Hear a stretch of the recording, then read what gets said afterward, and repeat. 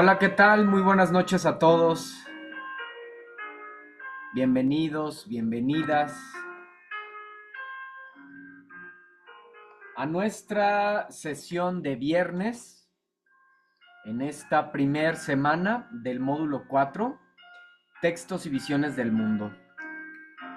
Como saben, en esta primer semana estamos abordando la unidad 1 que lleva por nombre Arte y Expresión Comunicativa. Mi nombre es Martín Eduardo González Cortés, asesor virtual aquí en Prepa en Línea CEP. Muy bien, pues un gusto estar nuevamente con ustedes en este espacio abierto para el aprendizaje, cuya intención es resolver dudas de manera concreta en torno a alguna de las actividades de la semana, en torno a los temas, que se genere interacción. Y sabemos que por medio de la interacción también, pues el conocimiento, la reflexión. Eh, pero además, bueno, pues tenemos una oportunidad también para profundizar o ampliar los temas de la semana. Como explicamos o compartimos en la sesión del miércoles, bueno, pues hablar de literatura es muy extenso porque, bueno, es hablar de la historia de la humanidad y de manera global, su desarrollo a través de los tiempos. Entonces, tratamos de hacer con estos espacios, pues, un poco más o complementar ya de por sí las actividades de la semana, tanto formativas como integradoras. Me parece que son sumamente objetivas, puntuales, pero siempre vale la pena profundizar, enriquecer, ¿verdad? Muy bien, entonces pues vamos a dar inicio a nuestra sesión. Como saben, vamos a continuar con este orden de la presentación, que esta presentación que ya abordamos, que ya iniciamos el miércoles anterior. Eh, y dijimos que la dividíamos en estos dos momentos. Hubo una presentación personal, pues siempre es importante que nos conozcamos un poco más, inclusive a lo mejor identificar ciertas afinidades, ideas, ¿no? Que puedan hacernos tener pues como una mejor comunicación, una comunicación más cercana, más eh, pues sí, más adecuada. Entonces, bien, también estuvimos viendo y hasta aquí nos quedamos en este tema. Hicimos una introducción general a todos estos temas. Dimos una introducción general en el miércoles, pero profundizamos aquí y alguien dirá, bueno, a lo mejor es muy poco, pero es un tema muy extenso y lo explicamos por medio de esta presentación, pero también por medio de una infografía que realicé anexa a este Canva, donde vemos a detalle lo que es la literatura a profundidad. Estuvimos hablando de que la literatura, o la definición más básica que nos dice la Real Academia de la Lengua Española, por sus siglas la RAE, es el arte que utiliza como medio de expresión una lengua. Eso es la literatura, el arte que utiliza como medio de expresión una lengua. Entonces, al ser un arte, pues ya implica que se van a que el autor va a tener la oportunidad de transmitirnos sus ideas, sus sentimientos, sus pensamientos a través de su creatividad, de manera bella. Y hay tres formas, cuatro digamos ya actualmente, pero tres formas clásicas: el género narrativo, el género poético y el género dramático. Tres formas textuales distintas, ¿sí? Y profundizamos en esto, en los géneros y en los subgéneros literarios. Hoy vamos a abordar lo que es el proceso de lectura, estas estrategias para la comprensión lectora. Siempre es muy importante tener claro qué puedo hacer, qué metodología, qué procedimiento seguir al momento de una lectura. Entonces, hago una prelectura donde conozco un poco el texto, me doy una idea de qué va a tratar. El desarrollo, pues bueno, me apoyo de identificar ideas principales, y en la poslectura, por ejemplo, pues creo un resumen, un esquema, etcétera. Vamos a profundizar en este, es un tema muy interesante y también algo extenso. Continuamos también con los tipos de textos. Muy importante identificar la variedad, la distinta variedad, los distintos tipos de textos, porque no vamos a utilizar la misma estrategia de comprensión lectora para analizar un texto literario que para analizar un texto científico, por ejemplo, ¿sí? O uno periodístico o uno argumentativo. Es diferente la estrategia que utilizamos. Entonces vale la pena ubicar estas maneras distintas en que se manifiestan los textos.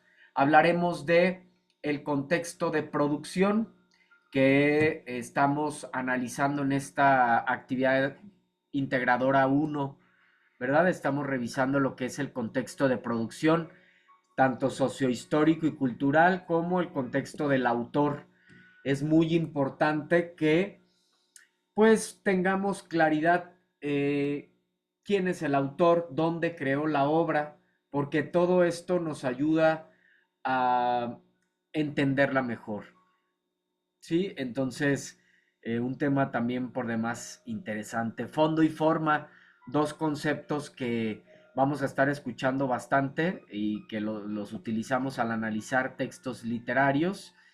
Y dentro de estos elementos de fondo y de forma, hay elementos para analizar una obra literaria, ¿sí? Que son el argumento, el tema, personajes, tiempo, espacio, en fin. Todos esos elementos los tenemos que considerar para analizar un texto. El lenguaje connotativo y denotativo, las dos formas de lenguaje que utilizamos, pues digamos que una por un lado, muy cotidianamente, que es, por ejemplo, este lenguaje que utilizo en este momento, que es, pues digamos que es claro, que es objetivo, que es específico. Sí, es un lenguaje claro. En cambio, el connotativo, pues es el figurado, el que pues utilizan los poetas, los novelistas, los cuentistas, los dramaturgos, es decir, los literatos, ¿verdad? Aquellos escritores de textos. Entonces, vamos a profundizar en este tipo de lenguaje para realmente conocerlo y poder así, pues, decodificar el mensaje que el poeta nos quiere transmitir. Precisamente son las figuras retóricas o figuras literarias. Hablar de figuras retóricas o figuras literarias, pues es hablar precisamente de ejemplos de lenguaje connotativo, de lenguaje artístico, de ese instrumento que utiliza el artista, el escritor, para crear su arte. ¿Sale? Por último, si hay dudas, comentarios, pues será momento para ello. Entonces, bueno, pues vamos a continuar después de esta breve introducción, siempre muy necesaria. Estuvimos viendo este esquema a profundidad, lo analizamos y de aquí se desprendió la infografía que está anexa, ya la tienes en el foro de novedades. Quien quiera profundizar en los géneros y en los subgéneros literarios es todo un tema. Pues bueno, ya en la sesión del miércoles puede revisarlo. Entonces, vamos a continuar aquí con fondo y forma. Decía hace un momento, bueno, desde la sesión del miércoles, que son un par de términos que vamos a escuchar bastante y que siempre están presentes también, fondo y forma. Muy importante conocerlos para poder analizar no solo una obra literaria, qué tal que en algún momento vamos al cine, qué tal que vamos a una exposición de obras, etcétera, ¿no? Algún museo. Entonces, vale la pena identificar qué es fondo y qué es forma para hacer un comentario o emitir un juicio objetivo con mayor claridad. Eh, entonces, les decía, para entenderlo de una manera así como muy sencilla, muy familiar, todo tiene fondo y forma. Alguien dirá, hasta nosotros también tenemos fondo y forma, también tenemos fondo y forma. Hagamos esta analogía para poder comprender, porque luego es un tema que les ha costado un poco de trabajo, no solo a ustedes, sino en algunas otras generaciones también, ¿no? Entonces, ¿cómo es la analogía con nosotros en cuanto a fondo y forma? Forma es el físico, fondo es el interior.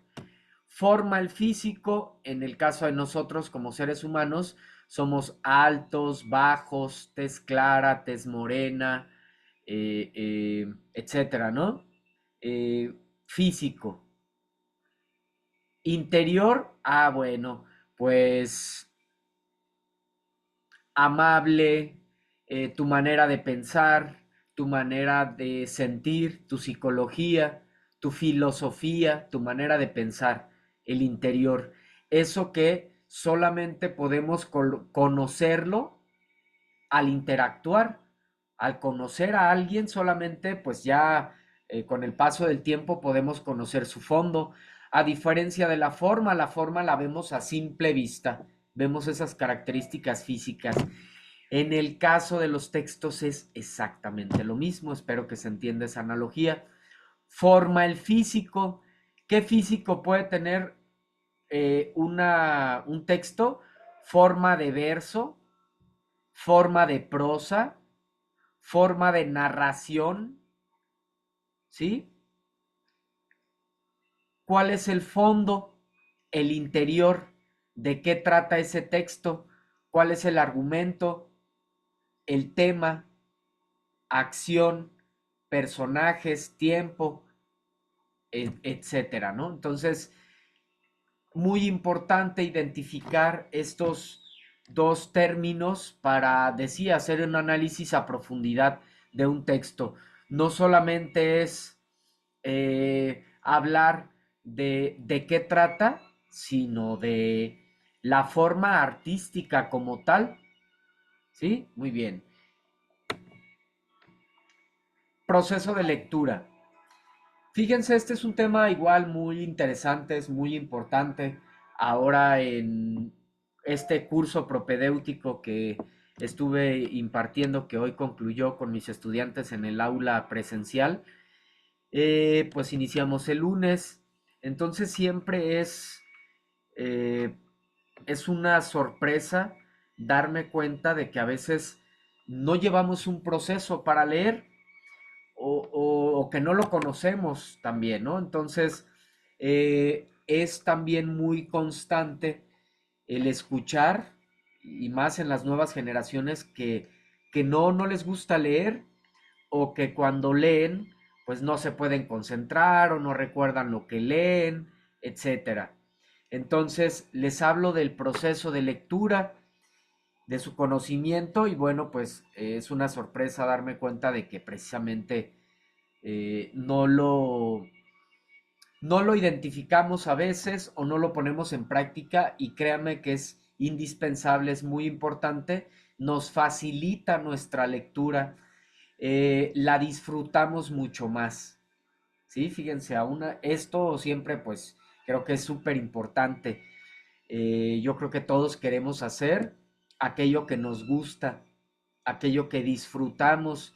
Entonces, si disfrutamos la lectura, seguramente va a ser un hábito que vamos a tener ahí, eh, pues muy cerca de nosotros y con ello sus ventajas y todo lo que nos trae.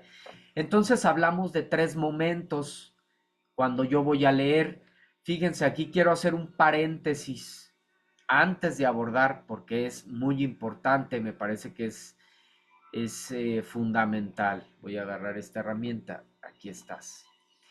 En la prelectura, antes de leer, claro, hay que ubicar un espacio, partir de conocimientos previos, varias estrategias que están aquí. Pero antes de esto, quiero hablarles de esta preparación que tenemos que tener cuando vamos a leer. ¿A qué me refiero con esta preparación o esta antelación? Que ubicamos primeramente, llevamos una agenda, ¿no? Sabemos que todos los días aquí en nuestro trabajo en Prepa en línea CEP, en nuestro proceso, pues se nos sugiere leer diario. Entonces, pero bueno, aquí lo importante es que ubiquemos, tengamos una agenda. ¿Qué días vamos a leer? ¿En qué horarios es muy importante? No es lo mismo leer, no sé, en un horario a las 5, 6 de la tarde, se me ocurre, cuestión de horarios de cada quien, no es lo mismo que leer 11, 12 de la noche, ¿no? 10, que ya estamos muy agotados, muy cansados, o en un horario donde está nuestra familia ahí cerca, los niños, hay más distractores, por ejemplo. Entonces, seguramente nuestra concentración no va a ser la misma, no vamos a poder obtener y vivir la experiencia estética que nos propone o que nos proyecta el autor por medio de su texto, porque vamos a tener distractores. Entonces es muy importante que busquemos igual un espacio, un horario y llevemos nuestros tiempos establecidos. Esto es parte de esta prelectura, pero además yo siempre les hablo como para vivir esta experiencia y que sea algo realmente algo placentero, algo agradable, dar alimento a los 5 sentidos. De hecho, todo el aprendizaje, el conocimiento que nosotros tenemos, pues precisamente ha llegado así, ¿no? Por nuestros 5 sentidos. Entonces, de esa manera, bueno, es una estrategia, eh, favorece la concentración porque damos alimento a ellos. Por ejemplo, en el caso de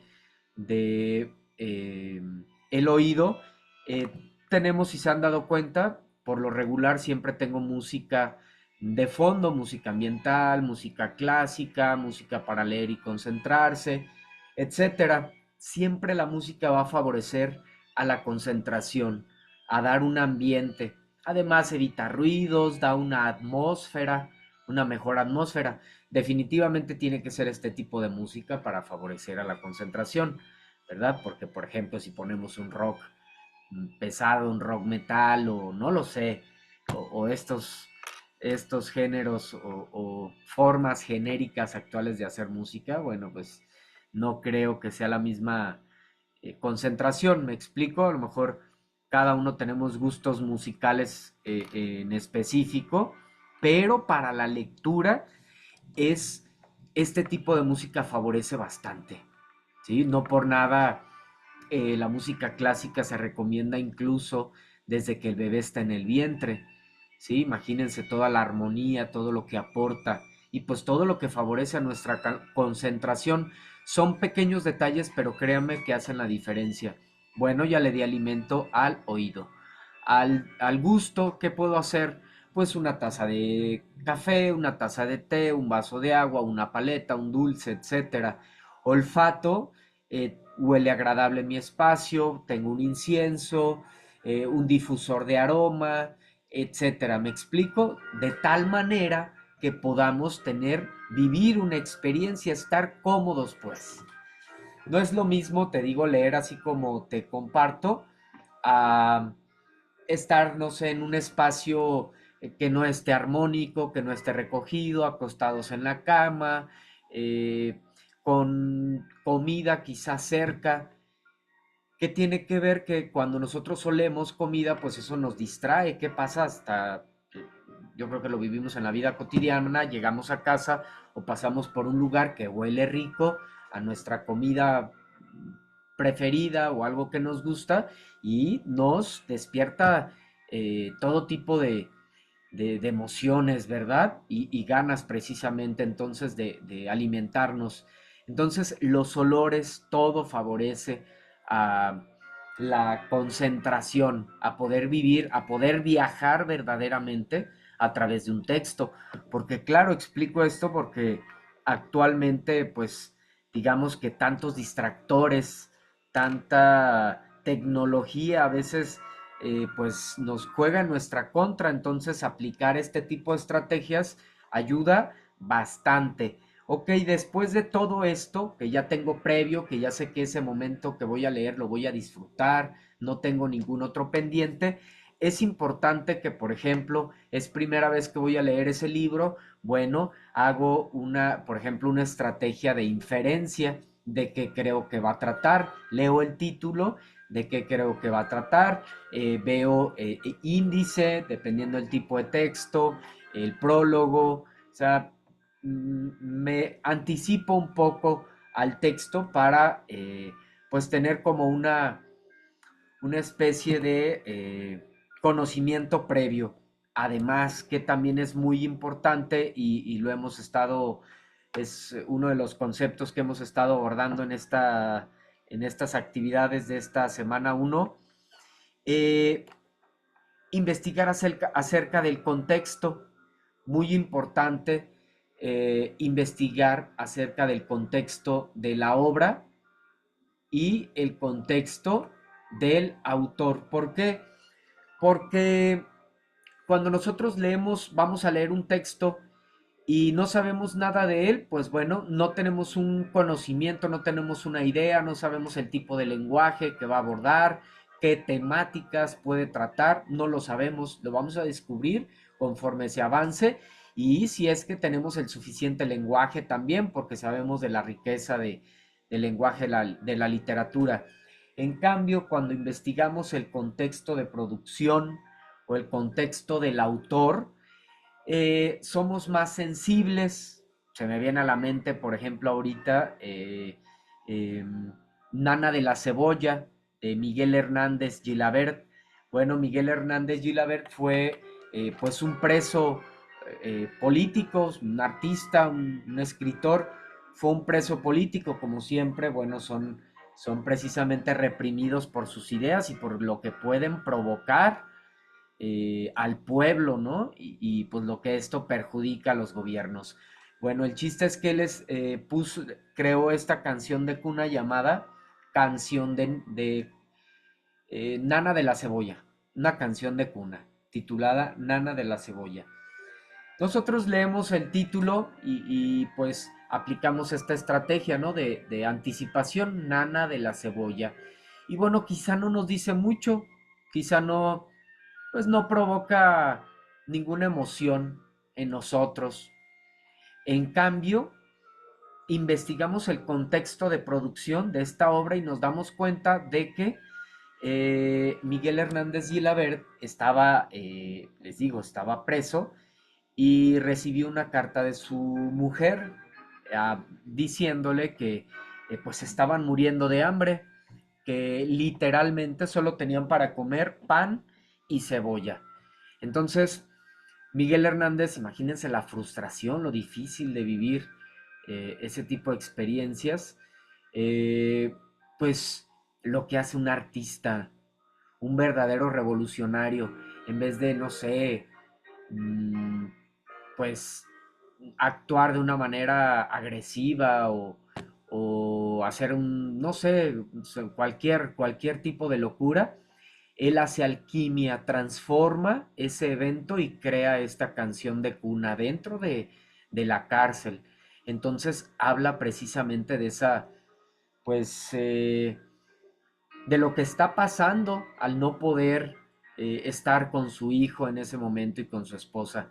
Entonces, ¿qué pasa si nosotros sabemos esto previamente? Entendemos mejor ese poema, entendemos mejor esa novela, ese cuento, porque ya sé que se sitúa en tiempos de la Segunda Guerra Mundial, dentro de una dictadura, dentro de una situación difícil, dentro de una devaluación en la moneda de algún país.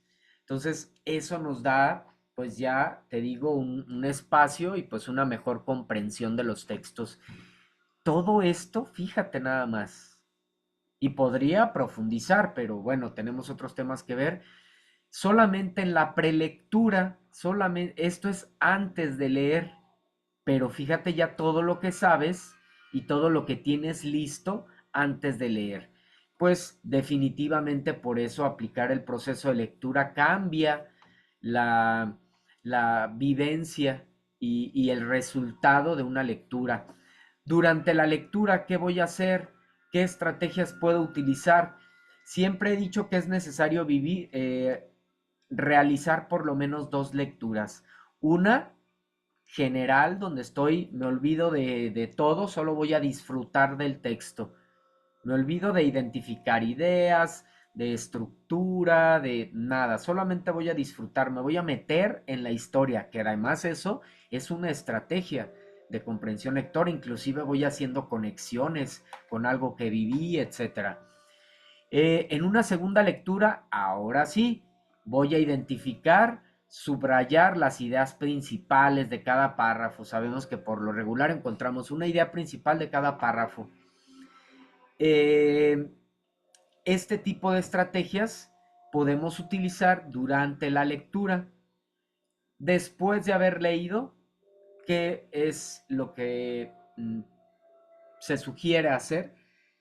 Que siempre haya algo escrito, lo que sea, un listado de ideas principales, un resumen, un esquema, un reporte de lectura, una reseña, un comentario crítico, en fin. Pero que haya algo escrito, un listado ya decía de palabras clave, hasta un dibujo, claro, hasta un dibujo puede ser. Hasta un dibujo puede ser. El chiste es eso, que quede plasmado algo, porque ¿a quién no nos ha pasado? Yo creo que a todos. Estás en una clase, por ejemplo, en esta precisamente no se hace ninguna anotación y es bueno, pero es que me quedó muy claro, perfecto. A los días volvemos a abordar el tema y se hace alguna pregunta y ya no recordamos al 100% por medio de la toma de apuntes, de dejar por escrito evidencia, favorece a esa comprensión. Entonces, escribir siempre va a favorecernos. Este es el proceso de lectura y quiero compartir aquí también rápidamente, aunque sea de una manera breve, estas estrategias o algunas estrategias más que aplicamos en estos distintos momentos. A ver, aquí está. Ahora sí, listo. Aquí está. Fíjense bien, esta infografía me parece muy interesante. ¿Por qué? Porque nos explica precisamente cómo son eh, este proceso de lectura que acabo de explicar, pero nos da las diferentes estrategias que utilizamos dentro de cada etapa. Antes de la lectura, ¿qué puedo hacer? Activo el conocimiento previo. ¿Cuál es el objetivo de mi lectura? Elaborar predicciones, ya lo mencionaba hace un momento. Objetivo, ¿para qué voy a leer? Elaborar cuestionamientos, qué, cómo, cuándo, dónde, por qué, porque si yo elaboro estos cuestionamientos, cuando empiece a leer o cuando esté leyendo, como naturalmente van a salir esas respuestas, ¿sí? ¿Qué puedo hacer qué estrategias puedo utilizar cuando estoy leyendo? De identificar partes importantes del texto, estrategias de apoyo al repaso, como volver a releer, por ejemplo, identificar palabras que desconozco y buscarlas, puede ser, problemas y posibles soluciones, dependiendo claramente del tipo de texto que voy a analizar, si es literario, si es científico, etcétera. Después de la lectura, ¿qué estrategias puedo identificar o qué estrategias puedo utilizar? Ya decía, hacer cualquier tipo de esquema, cualquier tipo de escrito, resumen, síntesis, paráfrasis, comentario crítico, reseña, en fin, identifico ideas principales o escribo ideas principales, esquemas, contestar las preguntas que me elaboraste estas preguntas acá previo, cuando lo leíste, las localizaste o le diste respuesta y por último, dar evidencia de ello por escrito. Y aquí están todas las estrategias de comprensión lectora, gran parte de ellas. Eh, las utilizamos en diferentes momentos. Unas las utilizo antes de leer, unas las utilizo durante la lectura y unas las utilizo después de la lectura. Pero el chiste es eso, sí llevar el proceso para leer y además utilizar estas estrategias que ya hemos mencionado. Conocimientos previos, lluvia de ideas, extraer idea principal, organizadores gráficos, claves conceptuales, palabras suplementes, sinónimos, asociar conceptos a la experiencia, tutorías interactivas, lectura parafraseada, en fin, generar analogías, anotaciones, preguntas, recuerdo libre, un dibujo, por eso les decía. Entonces, hay muchísimas estrategias, seguramente tú podrás hablar de otras tantas, pero es importante, pues, o necesario que realmente las apliquemos. Entonces, muy bien, regresamos.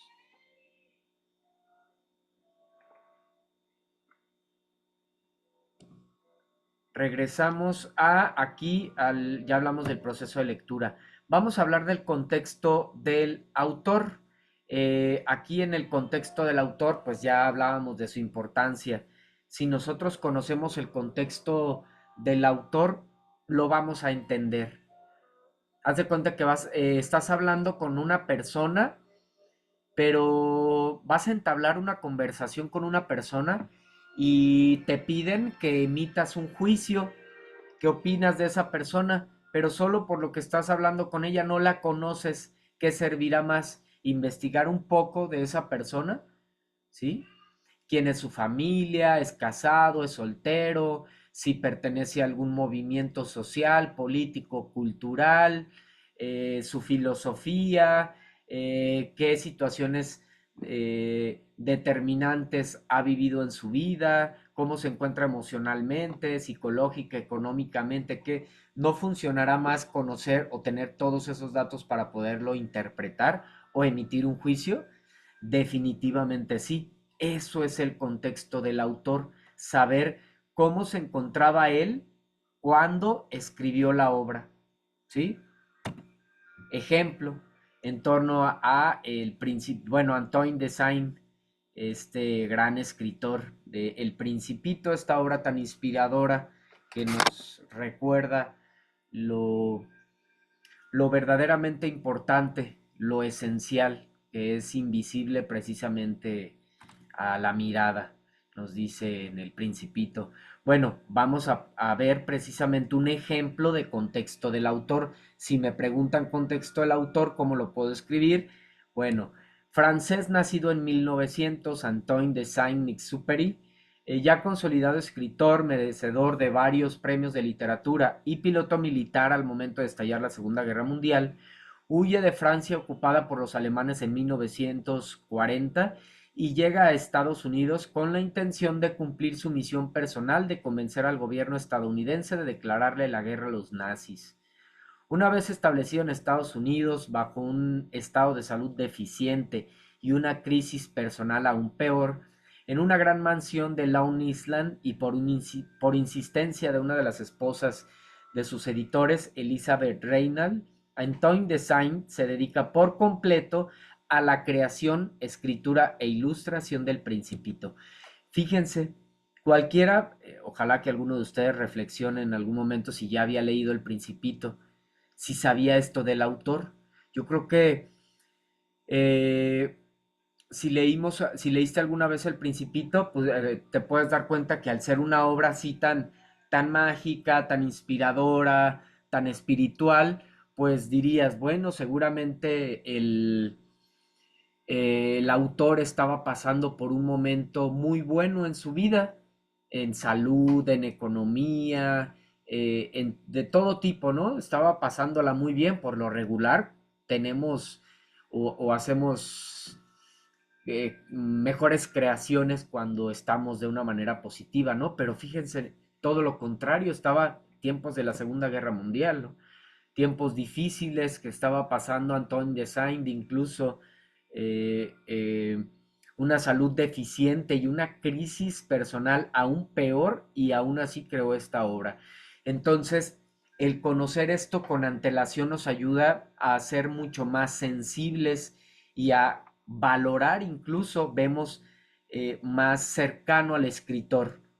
Tenemos un diálogo porque definitivamente leer un libro, leer un texto, una obra literaria, pues es un acto comunicativo también. También es un acto comunicativo, eh, quizá asincrónico, pero en cuanto a la presencia, obviamente, pero fíjense, ¿no? Sigue estando ahí el escritor para transmitir esa manera de pensar, esos diálogos, esas ideas. Lo mismo en torno al contexto social de la obra. El contexto social de la obra, pues son todas esas circunstancias que rodearon el surgimiento de esa obra. Si había, qué sucedía culturalmente, políticamente, artísticamente, naturalmente, porque si ocurrió, por ejemplo, alguna catástrofe natural, pues claro que eso impacta en la manera de vivir, en la manera de pues sí, de relacionarse socialmente y de todos los acontecimientos que ocurren dentro.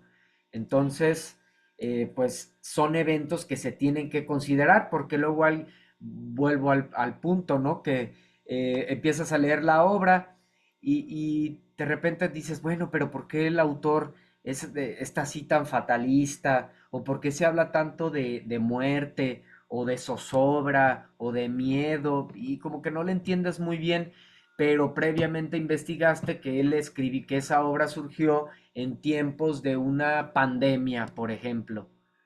Ah, pues claramente entiendes que, pues, qué contexto se estaba viviendo.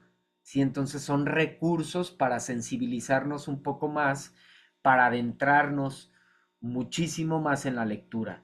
¿Sí?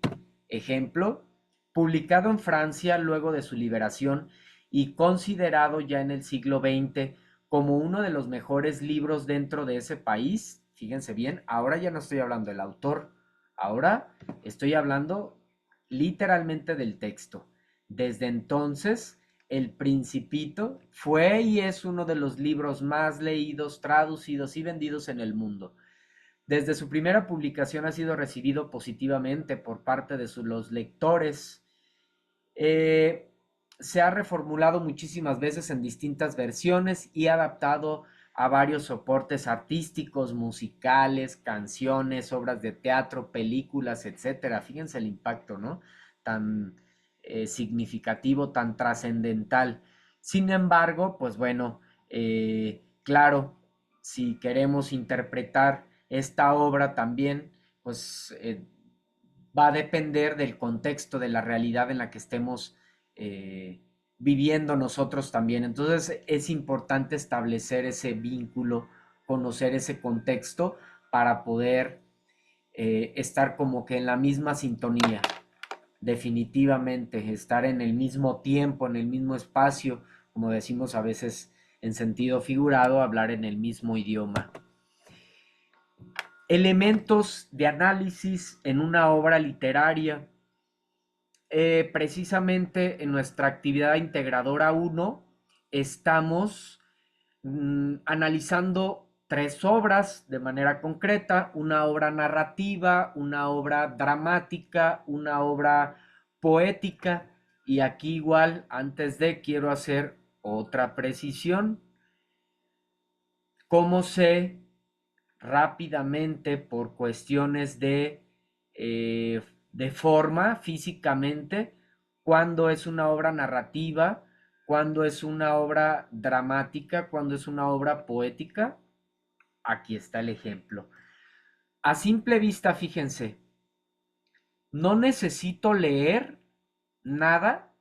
A simple vista observo que estos son diálogos, ¿sí? Una obra, un guión teatral, pues son puros diálogos. Una obra dramática, a simple vista no necesito leer para ubicar por su puro físico, por el físico de este texto, sus versos son líneas cortas que componen un poema. Esa es la forma del verso.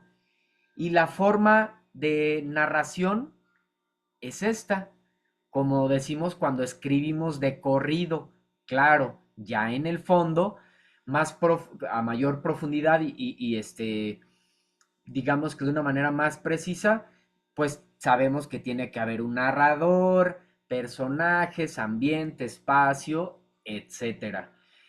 Eh, y bueno, pues estos son los tres tipos o tres formas que adquieren los textos literarios, ¿verdad? Entonces solamente por la pura forma ya identifico cuándo es una narración, cuándo es un poema y cuándo es una obra dramática, porque hay solo diálogos. Después de esta precisión, vámonos a los elementos de análisis, porque a los elementos de análisis que acabo de mencionar son de forma. Estos a continuación son de fondo. ¿Cuál es? El argumento, por ejemplo. ¿Cuál es el argumento? ¿O a qué se refiere el argumento? El argumento es pues un resumen general de qué trata la historia. ¿Cómo podemos identificar el argumento de manera concreta al responder el cuestionamiento qué sucede en la obra? Ah, pues es una historia donde un padre está en bastantes deudas porque su hijo es fanático de las carreras de caballos. Más adelante les va a resonar este argumento, ya lo verán. Entonces, y que bueno, es ahí digamos que algo que damos, algo que aportamos por, bueno, a quienes ven nuestros espacios abiertos para el aprendizaje. Lo van a recordar entonces más adelante. ¿Qué sucede en la historia? ¿Qué pasa en la obra? Un resumen general. El tema diferencia es mucho más corto, la idea central. Por ejemplo, el engaño, la mentira, las diferencias en las sociedades, el amor, ya decía así, el engaño. Bueno, de manera concreta, ¿sí? La idea central, la problemática central, ¿sí? Entonces, dentro de un texto hay claramente muchas acciones, no solo una, hay muchísimas acciones dentro de toda la historia, pero cuando analizamos un texto, eh, es importante identificar qué pasa al inicio, qué pasa en el clímax y qué pasa en el desenlace. Esos tres momentos de manera general los mencionamos y con esto damos de manera puntual lo que es la acción dentro de una narración, dentro de un texto. El tiempo, claramente hay tiempo externo e interno. El externo pues es la época en la que se creó la obra. El interno es el espacio donde sucede la obra. Porque, por ejemplo, un autor puede estar creando un texto actualmente en este año 2024, pero su historia se basa en el siglo XV, por ejemplo. Dentro, ahí está su tiempo.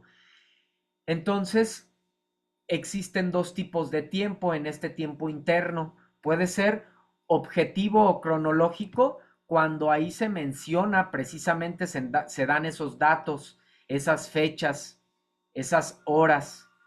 Subjetivo o psicológico, cuando no se menciona nada de ese tiempo, solo transcurre en la mente de los personajes.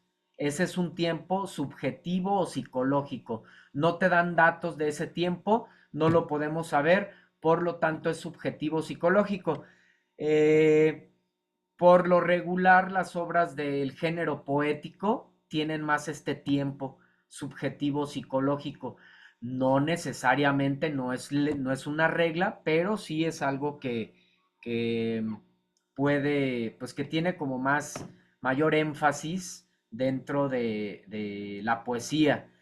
El espacio, el espacio es el lugar donde se lleva a cabo los sucesos de la obra y podemos identificar el lugar al dar respuesta a la pregunta dónde se desarrolla la obra. Que puede ser un castillo, un bosque, una ciudad, etcétera, etcétera. Y los personajes, estos seres encargados de ejecutar la historia, estos protagonistas, estos antagonistas, estos personajes secundarios, ambientales, incidentales, ¿sí? Que tienen características como nosotros de físico y de forma y de fondo, de físico y de interior, y que tienen una clasificación de acuerdo a su importancia o de acuerdo a su participación dentro del texto.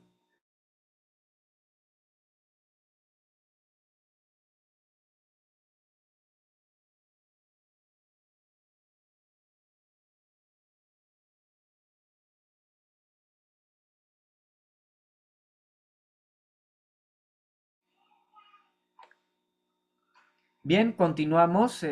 Después de esta, no sé, como que hubo aquí alguna una interrupción. Es muy natural y más en estos tiempos ahorita con tormentas, lluvias y demás.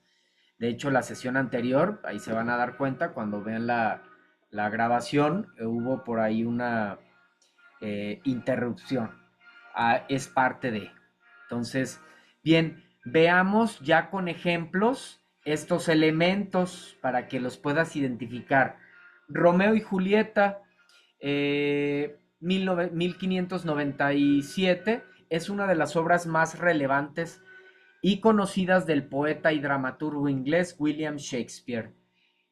1564-1616, considerado como el escritor más importante en lengua inglesa y uno de los más notables de la literatura universal. En esta obra, puntos suspensivos, contexto del autor, argumento en torno a este análisis literario, claramente en torno a Romeo y Julieta. ¿Cuál es el argumento de Romeo y Julieta? La historia de dos jóvenes que, a pesar de la oposición de sus familiares, rivales entre sí, deciden casarse de forma ilegal y vivir juntos, ¿sí? A grandes rasgos.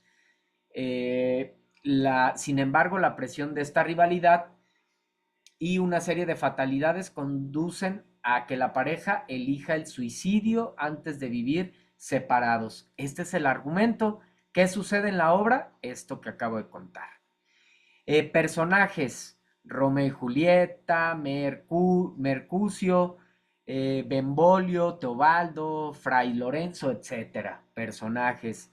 Tiempo: la historia se ubica cronológicamente en la segunda mitad del siglo XV, principalmente en la ciudad de Verona, y la acción transcurre en unos 4 meses. Ahí está claramente el tiempo, ¿verdad? Entonces es ejemplo de, pues, cómo lo podemos ubicar también acá en nuestros textos analizados esta semana. Llegamos a este tema también muy interesante, muy necesario: lenguaje connotativo y denotativo. El lenguaje connotativo o figurado es lo mismo, y el lenguaje denotativo es aquel que es objetivo, claro, específico, concreto. Veamos con ejemplos: expresiones, ¿sí? Que ayudan a entender de una manera más clara. De manera denotativa: corazón sí, es un órgano muscular que bombea sangre. De manera denotativa, literalmente eso es el corazón, un órgano muscular que bombea sangre. ¿Qué podríamos decir en torno al corazón de manera figurada? El corazón es mi amor. Tú eres mi corazón. Literalmente, ¿tú puedes ser mi corazón? No, no, literalmente no. Es sentido figurado. Ah, bueno, este sentido figurado, este lenguaje connotativo, es el que se utiliza dentro de los textos literarios. Se utiliza precisamente para expresar emociones de una manera diferente, de una manera creativa. De manera denotativa: la lluvia caía abundantemente. Se puede, claro, literalmente, por ejemplo, ahorita en este momento acá en mi ciudad está lloviendo, y puedo decir esta expresión: literalmente está pasando esto, de manera denotativa, literalmente. Así es, la lluvia caía abundantemente. De manera figurada, alguna expresión donde utilicemos la lluvia de sus ojos dejaba ver su tristeza. ¿Alguien a través de los ojos puede llover? No se puede. ¿A qué se refiere? Fíjate lo que provoca. No voy a decirlo, tú interprétalo en este momento. La lluvia de sus ojos dejaba ver su tristeza. ¿A qué se referirá ese poeta? La lluvia de sus ojos. ¿Qué trata de transmitirnos? ¿O qué nos imaginamos? ¿Dónde se despierta más la imaginación? ¿En la lluvia caía abundantemente? ¿O llovía bastante? ¿O en la lluvia de sus ojos dejaba ver su tristeza? ¿Dónde se desarrolla más la imaginación? Definitivamente aquí. Se refiere a que estaba llorando, quizá, estaba triste, ¿verdad? Ese es el lenguaje artístico, provoca eso en nosotros precisamente. De manera denotativa: estrella, son astros que poseen luz propia. Las estrellas. Claramente, literalmente, ¿esa es una estrella? Sí, o por lo menos así la definimos nosotros los seres humanos. De manera figurada, alguna expresión, o de manera connotativa, alguna expresión donde hablemos de las estrellas. Las estrellas de sus ojos iluminaban el firmamento. ¿Dónde desarrollamos más la imaginación? ¿O cómo nos imaginamos a esta persona? Las estrellas de sus ojos iluminaban el firmamento. Imagínense qué ojos tan bellos debió tener esa persona para que los comparase como con unas estrellas, ¿sí? Muy luminosos, muy brillantes. ¿Cómo te los imaginas tú? Seguramente con los ojos de tus hijos, de tus seres queridos y demás, ¿no? Bueno. Luz, otro ejemplo de manera denotativa para diferenciar bien este tipo de lenguaje. La luz es una energía electromagnética que puede ser percibida visualmente. Literalmente eso es la luz. Bueno, por lo menos eso decimos los seres humanos, ¿sí? Es cierto. De manera connotativa, ¿qué podemos decir de la luz? La luz de la inteligencia humana, ¿sí? Literalmente, la inteligencia humana es una luz, pues quizá es una especie de energía, ¿verdad? Pero como luz literal, no, es de manera figurada. Claro, traté de ponerles ejemplos, pero pues también de esta manera, como con expresiones sencillas para que se entienda claramente. ¿Cuál es el lenguaje que utiliza la literatura, los textos literarios? Pues el lenguaje connotativo. Utiliza este tipo de lenguaje porque si expresara sus emociones, sus sentimientos así, de una manera cotidiana y común, pues no sería arte. El arte es porque sí se expresan emociones, sentimientos, pero de una manera creativa, a través de las figuras retóricas o figuras literarias, precisamente, que es a lo que acabamos de llegar. Como ejemplo, la metáfora. ¿Cómo sé cuándo es una metáfora? Cuando hay una comparación. Ejemplo, sus cabellos son oro. Está comparando al cabello con el oro. ¿Qué nos hace entender el Don Quijote de la Mancha en torno a esos cabellos como el oro o esos cabellos de oro? Pues que tenía unos cabellos, que era rubia esta persona, ¿verdad? Sus ojos soles, una comparación, está comparando el sol con sus ojos, qué tipo de sol, de ojos debió tener, sus mejillas rosas, sus labios corales, perlas, sus dientes, en fin, metáfora. Hipérbole exagera el verdadero concepto de las cosas. Nosotros seguido utilizamos o hemos escuchado esa hipérboles cotidianos. Eres más lento que una tortuga, ¿sí? Eh, Te quiero hasta el infinito y más allá. Bueno, es una exageración, ¿no? Eh, Ejemplo, tanto dolor se agrupa en mi costado que por doler me duele hasta el aliento. Podrá doler el aliento, qué exageración, pero es una manera creativa de externar lo mucho que sufre con ese dolor o lo mucho que quiere a esa persona. Son formas de transmitir esas emociones y hay muchísimas más. Paradoja, oxímoron, antítesis, onomatopeya, prosopografía, aliteración, etcétera. Solamente estamos viendo algunas.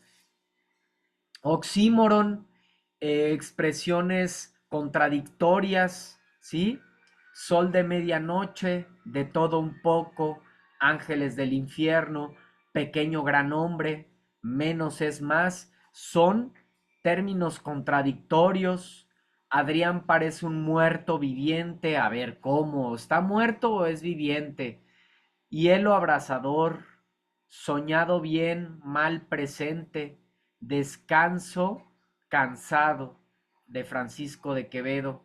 Es hielo abrasador, es fuego helado, es herida que duele y no se siente, es un soñado bien, un mal presente, es un breve descanso muy cansado.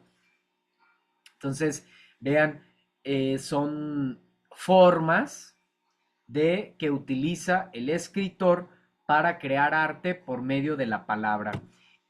Comparación. La comparación es, haz de cuenta, lo mismo que la metáfora, es una comparación, pero acá literalmente está el cómo. Sus manos como el terciopelo. Esto es una comparación. ¿Cómo la convertimos en metáfora? Sus manos de terciopelo. Esto sería una metáfora. Eres duro como el acero. La calle estaba oscura como la boca del lobo. Tus ojos son como dos esmeraldas. Vas a tener tú también que escribir textos con estas características que utilicen el lenguaje literario. Puedes utilizar este tipo de figuras y con ello estar creando, por ejemplo, en esta actividad integradora 2, estar creando o estar utilizando el lenguaje literario. Y con esto llegamos al cierre de nuestra sesión.